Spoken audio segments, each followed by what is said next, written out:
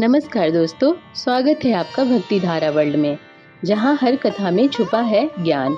अगर आपको हमारा प्रयास अच्छा लगे तो चैनल को सब्सक्राइब जरूर करें, घंटी बजाएं ताकि हर नया वीडियो सबसे पहले पहुंचे आपके पास। अगर आपने हमारा पिछला भाग नहीं देखा है तो पहले उसे जरूर देखें, लिंक डिस्क्रिप्शन बॉक्स में है। आज मैं लेकर आई हूँ विष्णु भगवान के 10 अवतारों की कहानी। भगवान विष्णु हिंदू त्रिदेवों में से एक हैं। निर्माण की योजना के अनुसार वे ब्रह्मांड के निर्माण के बाद उसके विघटन तक उसका संरक्षण करते हैं। भगवान विष्णु के 10 अवतारों को संयुक्त रूप से दशावतार कहा जाता है। जब मानव अन्याय और अधर्म के दलदल में खो जाता है, तब भगवान विष्णु उसे सही रास्ता दिखाने हेतु अवतार ग्रहण करते हैं।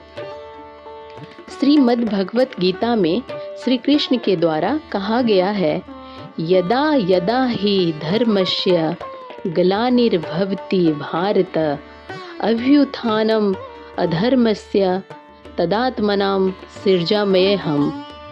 अर्थात जब जब धर्म की हानि और अधर्म का उत्थान हो जाता है, तब तब सज्जनों के परित्राण और दुष्टों के विनाश के लिए मैं विभिन्न युगों में माया का आश्रय लेकर उत्पन्न होता हूँ। भगवान विष्णु के 10 अवतार हैं मत्स्य, कूर्म, वराह, नरसिंह, वामन, परशुराम, राम, कृष्ण, बुद्ध और कल्कि। पहले 3 अवतार अर्थात मत्स्य, कूर्म और वराह प्रथम महायुग में अवतीर्ण हुए। पहला महायुग सतयुग या कृतयुग कहलाता है।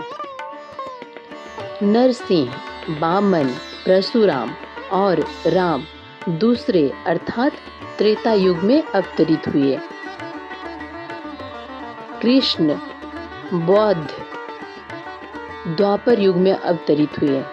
भागवत पुराण की भविष्यवाणी के आधार पर इस युग के अंत में कल्कि अवतार होगा। इससे अन्याय और अनाचार का अंत होगा तथा न्याय का शासन होगा, जिससे सतयुग की फिर से स्थापना होगी। आइए अब मैं सभी अवतारों के बारे में बारी बारी से उल्लेख करती हूँ। पहला अवतार था मत्स्य अवतार। पुराणों के अनुसार भगवान विष्णु ने सृष्टि को प्रलय से बचाने के लिए मत्स्य अवतार लिया था। इसकी कथा इस प्रकार है। कृतयुग के आदि में राजा सत्यव्रत हुए। राजा सत्यव्रत एक दिन नदी में स्नान कर जलांजलि दे रहे थे। अचानक उनकी अंजलि में एक छोटी सी मछली आई। उन्होंने देखा तो सोचा वापस सागर में डाल दूं, लेकिन उस मछली ने बोला, आप मुझे सागर में मत डालिए, अन्यथा बड़ी मछलियां मुझे खा जाएंगी। तब राजा सत्यव्रत ने मछली को अपने कमंडल में रख लिया। मछली और बड़ी हो गई तो राजा ने उसे अपने सरोवर में रखा। तब देखते ही देखते मछली और बड़ी हो गई। राजा को समझ आ गया कि यह कोई साधारण जीव नहीं है। राजा ने मछली से वास्तविक स्वरूप में आने की प्रार्थना की। राजा की प्रार्थना सुन साक्षात 4 भुजाधारी भगवान विष्णु प्रकट हो गए और उन्होंने कहा, सुनो राजा सत्यव्रत, आज से 7 दिन बाद प्रलय होगी। तब मेरी प्रेरणा से एक विशाल नाव तुम्हारे पास आएगी। तुम सप्त ऋषियों, औषधियों, बीजों व प्राणियों के सूक्ष्म शरीर को लेकर उसमें बैठ जाना। जब तुम्हारी नाव डगमगाने लगेगी, तब मैं मत्स्य के रूप में तुम्हारे पास आऊंगा। उस समय तुम वासुकी नाग के द्वारा उस नाव को मेरे सींग से बांध देना। उस समय प्रश्न पूछने पर मैं तुम्हें उत्तर दूंगा, जिससे मेरी महिमा, जो पर ब्रह्मा नाम से विख्यात है, तुम्हारे हृदय में प्रकट हो जाएगी। तब समय आने पर मत्स्य रूपधारी भगवान विष्णु ने राजा सत्यव्रत को तत्व ज्ञान का उपदेश दिया, जो मत्स्य पुराण नाम से प्रसिद्ध है। दूसरा अवतार है कूर्म अवतार। धर्म ग्रंथों के अनुसार भगवान विष्णु ने कूर्म यानी कि कछुए का अवतार लेकर समुद्र मंथन में सहायता की थी। भगवान विष्णु के कूर्म अवतार को कच्छप अवतार भी कहते हैं। इसकी कथा इस प्रकार है। एक बार महर्षि दुर्वासा ने देवताओं के राजा इंद्र को श्राप देकर श्रीहीन कर दिया था। इंद्र जब भगवान विष्णु के पास गए तो उन्होंने समुद्र मंथन करने के लिए कहा। तब इंद्र भगवान विष्णु के कहे अनुसार दैत्यों व देवताओं के साथ मिलकर समुद्र मंथन करने के लिए तैयार हो गए। समुद्र मंथन करने के लिए मद्रांचल पर्वत को मथानी एवं नागराज वासुकी को नेति बनाया गया। देवताओं और दैत्यों ने अपना मतभेद भुलाकर मद्रांचल को उखाड़ा और उसे समुद्र की ओर ले चले, लेकिन वे उसे अधिक दूर तक नहीं ले जा सके। तब भगवान विष्णु ने मद्रांचल को समुद्र तट पर रख दिया। देवता और दैत्यों ने मद्रांचल को समुद्र में डालकर नागराज वासुकी को नेति बनाया, किंतु मद्रांचल के नीचे कोई आधार नहीं होने के कारण वह समुद्र में डूबने लगा। यह देखकर भगवान विष्णु विशाल कूर्म कछुए का रूप धारण कर समुद्र में मद्रांचल के आधार बन गए। भगवान कूर्म की विशाल पीठ पर मद्रांचल पर्वत तेजी से घूमने लगा और इस प्रकार समुद्र मंथन संपन्न हुआ। तीसरा अवतार था वराह अवतार। धर्म ग्रंथों के अनुसार भगवान विष्णु ने तीसरा अवतार वराह रूप में लिया था। वराह अवतार से जुड़ी कथा इस प्रकार है। पुरातन समय में दैत्य हिरण्याक्ष ने जब पृथ्वी को ले जाकर समुद्र में छिपा दिया, तब ब्रह्मा की नाक से भगवान विष्णु वराह रूप में प्रकट हुए। भगवान विष्णु के इस रूप को देखकर सभी देवताओं व ऋषि मुनियों ने उनकी स्तुति की। सबके आग्रह पर भगवान वराह ने पृथ्वी को ढूंढना प्रारंभ किया। अपनी थूथनी की सहायता से उन्होंने पृथ्वी का पता लगा लिया और समुद्र के अंदर जाकर अपने दांतों पर रखकर वे पृथ्वी को बाहर ले आए। जब हिरण्याक्ष दैत्य ने यह देखा तो उसने भगवान विष्णु के वराह रूप को युद्ध के लिए ललकारा। दोनों में भीषण युद्ध हुआ। अंत में भगवान वराह ने हिरण्याक्ष का वध कर दिया। इसके बाद भगवान वराह ने अपने खुरों से जल को स्तंभित कर उस पर पृथ्वी को स्थापित कर दिया।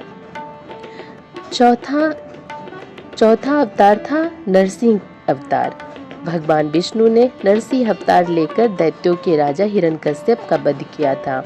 इस अवतार की कथा इस प्रकार है। धर्म ग्रंथों के अनुसार दैत्यों का राजा हिरण्यकश्यप स्वयं को भगवान से भी अधिक बलवान मानता था।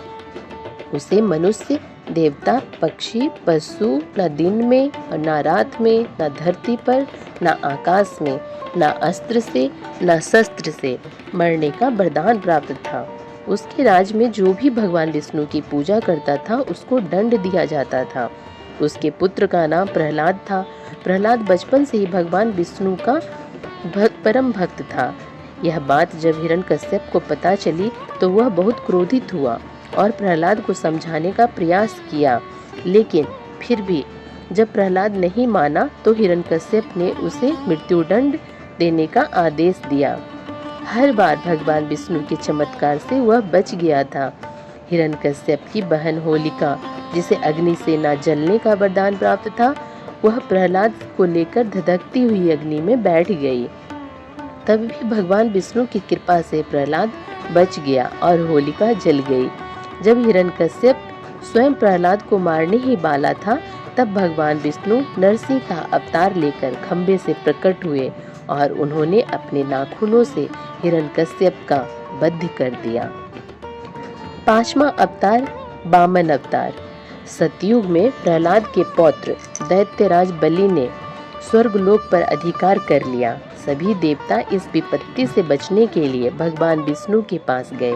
तब भगवान विष्णु ने कहा, मैं स्वयं देव माता अदिति के गर्भ से उत्पन्न होकर तुम्हें स्वर्ग का राज दिलाऊंगा। कुछ समय पश्चात भगवान विष्णु ने वामन अवतार लिया। एक बार जब बलि महान यज्ञ कर रहा था, तब भगवान वामन बलि की यज्ञशाला में गए और राजा बलि से 3 पग धरती दान में मांगी।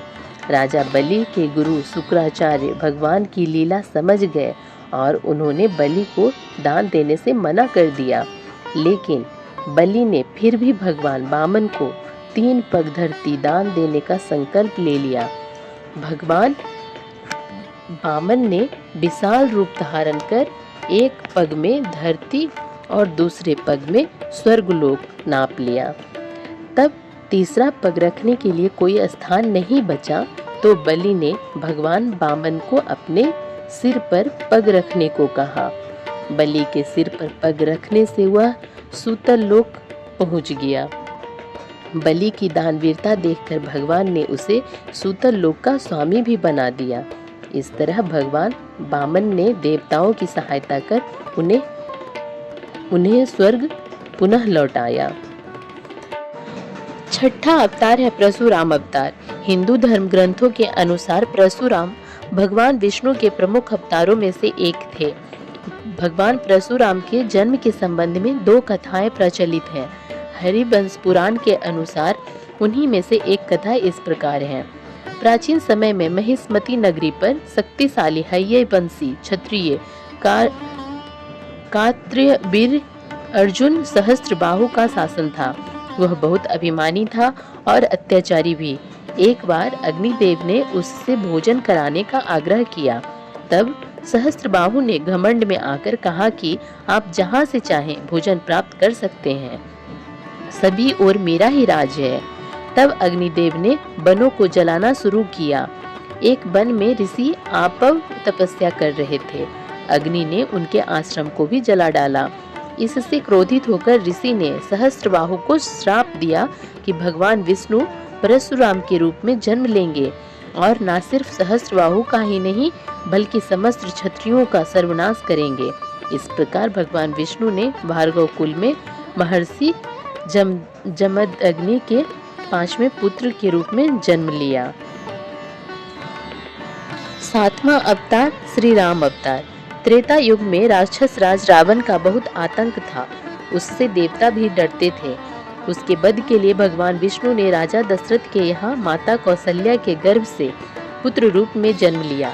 इस अवतार में भगवान विष्णु ने अनेक राक्षसों का वध किया और मर्यादा का पालन करते हुए अपना जीवन यापन किया। पिता के कहने पर वनवास गए। वनवास भोगते समय राक्षस राज रावण उनकी पत्नी सीता का हरण कर ले गया। सीता की खोज में भगवान लंका पहुंचे। वहां भगवान श्री राम और रावण का घोर युद्ध, जिसमें रावण मारा गया। इस प्रकार भगवान विष्णु ने राम अवतार लेकर देवताओं को भय मुक्त किया। 8वां अवतार है श्री कृष्ण अवतार। द्वापर युग में भगवान विष्णु ने श्री कृष्ण अवतार लेकर अधर्मियों का नाश किया। भगवान श्री कृष्ण का जन्म कारागार में हुआ था। इनके पिता का नाम वासुदेव और माता का नाम देवकी था। भगवान श्री कृष्ण ने इस अवतार में अनेक चमत्कार किए और दुष्टों का सर्वनाश किया। कंस का वध भी भगवान श्री कृष्ण ने ही किया। महाभारत के युद्ध में अर्जुन के सारथी बने और दुनिया को गीता का ज्ञान दिया। धर्मराज युधिष्ठिर को राजा बनाकर धर्म की स्थापना की। भगवान विष्णु का ये अवतार सभी अवतारों में सबसे श्रेष्ठ माना जाता है। 9वां अवतार बुद्ध अवतार है। धर्म ग्रंथों के अनुसार बौद्ध धर्म के प्रवर्तक गौतम बुद्ध भी भगवान विष्णु के ही अवतार थे, परंतु पुराणों में वर्णित भगवान बुद्ध देव का जन्म गया के समीप कीकट में हुआ बताया गया है। उनके पिता का नाम अजन बताया गया है। यह प्रसंग पुराण वर्णित बुद्धावतार का ही है। एक समय दैत्यों की शक्ति बहुत बढ़ गई। देवता भी उनके भय से भागने लगे। राज्य की कामना से दैत्यों ने देवराज इंद्र से पूछा कि हमारा साम्राज्य स्थिर रहे, इसका उपाय क्या है।